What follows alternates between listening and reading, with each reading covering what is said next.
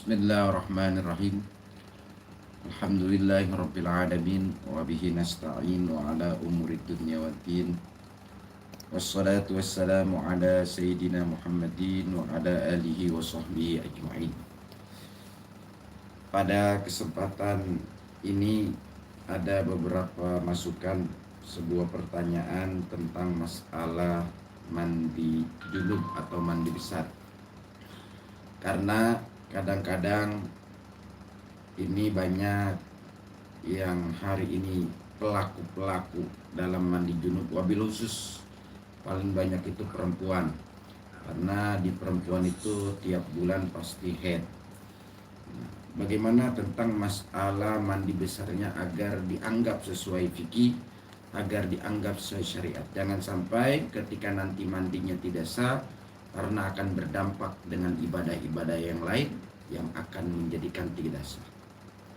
Pertama, saya buka dalam kitab Kasyifatus saja, ini di Syarhi Safinatin Najah. Ini karangan Syekh Nawawi Al-Bantani. Yang perlu kita ketahui adalah furudul gusli dulu, fardu-fardu mandi, karena semuanya nanti dihitung dari bagaimana kesahan fardunya. Maka dikatakan, ini saya buka dalam sapinanya saja dulu. Furudul gusli isnani an-niyatu wa ta'mimul badani bil ma'i. Fardu mandi itu dua, satu niat. Nah, mungkin dalam niat udah biasa. Orang yang junub, orang yang haid, silakan dengan niat apapun, yang penting masih ada kata hadas besar. Seperti misalkan perempuan yang mau mandi, nawaitul gusla li rafil hadasil akbari fardholillahi ta'ala, cukup. Nah, yang jadi persoalan ini ada kata-kata yang nomor kedua adalah wa ta'mimul badani bil ma'i.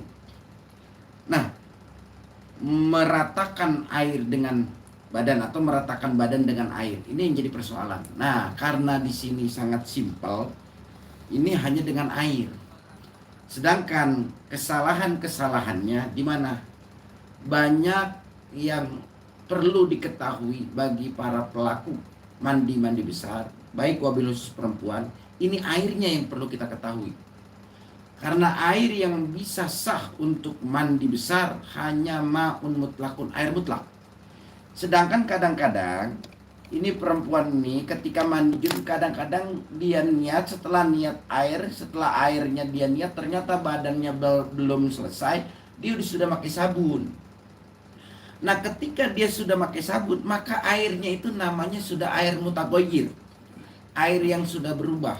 Dalam fikih apapun dikatakan air mutaghayyir tidak akan sah, baik untuk wudu, baik untuk mandi. Kenapa alasannya? Karena dia sudah lagi bukan air mutlak. Maka usahakan para perempuan yang mandi haid, dia harus airnya itu harus air mutlak. Artinya jangan sampai kecampur dengan sabun dulu. Kecuali nanti perempuan itu sudah rata semua badannya. Maka satu yang perlu kita ketahui, sekali lagi, jangan sampai mandi besar itu ternyata tidak sah dengan sebab air yang mutaghayyir. Maksudnya mutaghayyir, air berubah. Apakah perubahannya dengan suci? Seperti sabun itu suci. Maka ketika sabun suci itu, sekalipun sabun suci, maka ketika pakai sabun berarti airnya sudah mutaghayyir, dan air itu berarti tidak sah untuk dipakai mandi. Maka sekali lagi, hati-hati bagi perempuan yang hari ini haid, bagi laki-laki yang misalkan habis hubungan dengan suami istri, kemudian dia besok mandi, jangan sampai airnya itu menjadi mutaghayyir. Nah, ini kesalahan-kesalahan dalam orang mandi. Kenapa? Karena air mutaghayyir, air yang sudah berubah. Apakah berubahnya itu campurannya itu dengan yang suci seperti dia pakai sabun? Maka tidak sah. Karena yang sah dalam istilah fikih hanya ma'un thahirun, air yang suci mensucikan, tidak berubah airnya dengan sesuatu apapun, dan air itu tidak mustakmal. Maka solusinya gimana? Solusinya satu, kalau mau pakai sabun, silakan pakai sabun, tapi caranya pakai sabunin dulu, jangan niat. Itu solusinya. Jadi silakan bersihin, karena nggak enak kalau nggak pakai sabun. Gitu. Silakan pakai sabun dulu, tapi jangan niat. Nah, setelah kita pakai sabun rapi, kita kemudian kita mandi lagi, kita basuh lagi, habis itu kita niatin baru. Setelah diniatin, jangan sampai air itu dipakein sabun lagi, karena ketika air dipakein sabun, maka air itu sudah menjadi air mutaghayyir yang dampaknya berarti mandinya tidak akan sah. Ketika mandinya tidak akan sah, berarti mohon maaf, segala ibadahnya, sholatnya tidak akan diterima oleh Allah Subhanahu wa Ta'ala. Dari sini punya cerminan apakah selama ini mandi kita sudah sesuai dengan fikih atau tidak. Kalau mandi kita ternyata yang kemarin-kemarin belum sesuai dengan fikih karena tadi mandinya dicampur dengan sabun, maka sekali lagi kalau bisa sholatnya dikodok-kodokkan. Kemudian solusi yang kedua, bagaimana caranya? Kalau bisa silakan mandi dulu, selesai udah mandi, kemudian udah rata semua badannya, baru setelah itu dia boleh pakai sabun.